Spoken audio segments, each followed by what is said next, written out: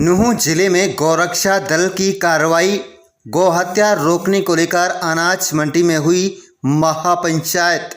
आपको बता दें कि गौरक्षा दल के सदस्यों द्वारा रवा बगोला गांव में की गई कार्रवाई तथा पुलिस द्वारा दर्ज किए गए मुकदमे के साथ साथ क्षेत्र में गौ हत्या को रोकने के लिए गुरुवार को फिरोजपुर जिले का अनाज मंडी में महापंचायत का आयोजन किया गया, जिसमें सभी धर्मों के लोगों ने भाग लिया।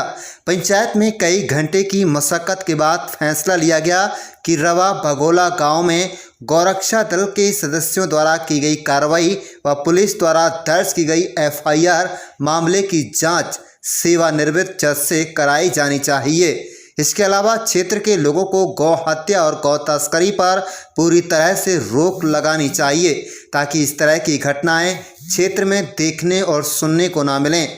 महापंचायत में फैसला लिया गया कि इस पूरे मामले में एसपी, डीसी, गृह मंत्री, मुख्यमंत्री इत्यादि से मिलने के लिए 10 से 21 सदस्यीय कमेटी का गठन किया जाए। इसके अलावा मुकदमे में नामजद लोगों को जोड़ी गई धाराओं को लेकर भी महापंचायत में सख्त फैसला लिया गया।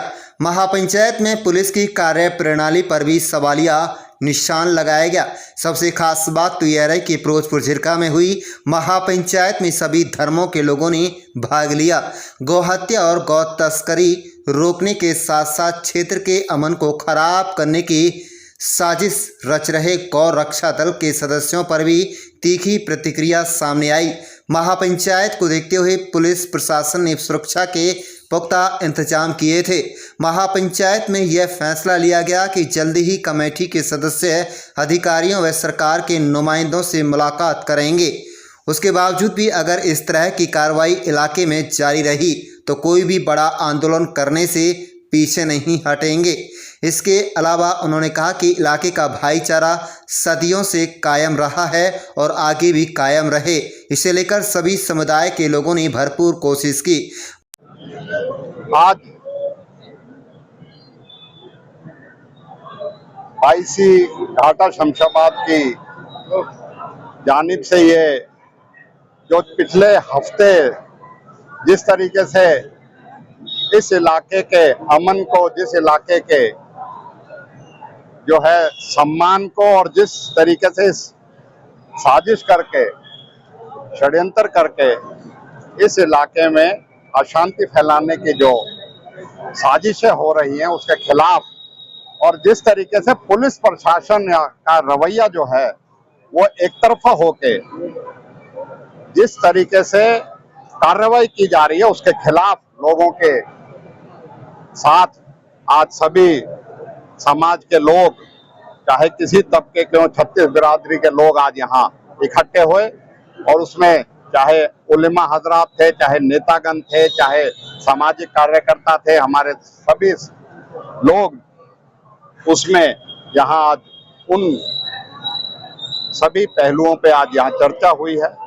और उसमें यही फैसला हुआ कि हम मिलके इस हजारों साल का अपने जो भाईचारा है, जो हमारी गंगा जमुना तहजीब है, हमारी इलाका मेवात की जो पहचान है, उसको हम ये बाहर के जो लोग हैं, चाहे गौरक्षक के भेष में हैं, चाहे अन्य किसी भेष में हैं, उनकी साजिश को नाकाम करेंगे। हम मिलके रहेंगे और इस इलाके में इस तरह की घटना ना हो, उसके लिए हमने लोगों ने यहाँ एक संकल्प लिया है कि हम इन लोगों के जो साजिश है उनको नाकाम करेंगे और इस इलाके में जो हमारा अमन चैन है उसे कायम रखेंगे। और उसके लिए चाहे प्रशासन से, चाहे सरकार से बात करनी पड़े वो करेंगे। और उसके अलावा अगर नहीं हमारी बात को सुनती तो उसके लिए चाहे हमें न्यायिक जांच की मांग है करें, चाहे हम धरना प्रदर्शन करें, आगे की रणनीति जो है संघर्ष की बनानी पड़े तो उसके लिए भी तैयार नहीं है। यही जाके सरकार की कार्य प्रणाली पे जो है उसकी कार्य क्षमता पे सवाल उठते हैं। और उसी के विरोध में ये ज्यादा है कि किसी को कानून में हक नहीं है जो है गलत काम करे तो उसको प्रशासन या पुलिस उस पर रोक लगाए, ना कि किसी आम आदमी को किसी भी लबादा ओढ़ के किसी चीज को हमारे को कानून का किसी को अधिकार नहीं देता कि वो इस तरीके की हरकतें करे, जिस तरीके के घर पे जाके इन्होंने उन लोगों पे हमला किया, जिस तरीके से उनसे व्यवहार किया गया। कहूँगा अब तो हिंदुस्तान में लगता ये है कि चाहे बलात्कारी हो, चाहे हत्यारा हो, अगर वो किसी सरकार को उससे राजनीतिक फायदा होता हो उससे, तो उसमें कानून की आड़ को लेकर उसको भी फायदा पहुंचाया जा रहा है। ये एक बहुत चिंताजनक बात है, क्योंकि लोगों का संविधान में और कानून में विश्वास उठ जाएगा अगर इस तरह की कार्य प्रणाली सरकारें धर्म की आड़ में लेके उस चीज को करें। ये इसकी हम निंदा भी करते हैं और ऐसे उसकी हम मांग भी करते हैं कि इसमें सरकार जो है कड़े से कड़ा फैसला ले और इसमें कोई ना कोई उसका जो ये अविश्वास पैदा हो रहा है कानून में उसका संज्ञान ले। जिस तरह से मेवात में घटनाएं घट रही हैं, जिस तरह से और जिलों से आगे मेवात में आके नाजायज तरीके से शरीफ आदमी को धमकाने की कोशिश कर रहे हैं, कहीं गोरक्षक के नाम पर, कहीं खान माफिया के नाम पर, तो उन्हीं को लेकर के नहीं, हमारी जो घाटा की सबसे बड़ी चौधराहट है डेमरोतो की, उन्होंने ये महापंचायत का आयोजन किया है। जिस तरह से महापंचायत में आज सारी बातें रखी हैं, हमने अपने आदमियों को भी कहा है कि आप लोग कोई भी गलत काम है उसको ना करें। इसी की चलते हुए जो ये गोरक्षक बने हुए हैं, उसी की आड़ में आकर यहाँ हमारे भाईचारा को जो खराब करने का काम कर रहे हैं, उसको किसी भी सूरत में बर्दाश्त नहीं किया जाएगा। आज बहुत अहम कमेटी ने फैसले लिए हैं कि जो भी कोई, सबसे बड़ी बात यह कि मेवात में बहुत कम गाय हैं, यहाँ गायों की तस्करी होती है। जो आदमी इसकी सूचना कमेटी को देगा उसको उचित इनाम दिया जाएगा। जो आदमी गांव में गौ कसी करेगा उसका पूरा समाज बहिष्कार करेगा और उसके साथ साथ जो हमारी कमेटी बनी है वो कमेटी भी गांव में जाकर के उसका बहिष्कार करेगी। और जो रवा में केस दर्ज हुआ है जिसमें अन्य धाराएं लगाई गई हैं, यहाँ तक कि हमारे एक लड़का शौकत है, सोशल मीडिया पे एक्टिव रहता है फाजिलिका का, जो यहाँ से 40 किलोमीटर दूर है, उसका भी एफआईआर में नाम लिया गया है। जो भी गौ रक्षकों के खिलाफ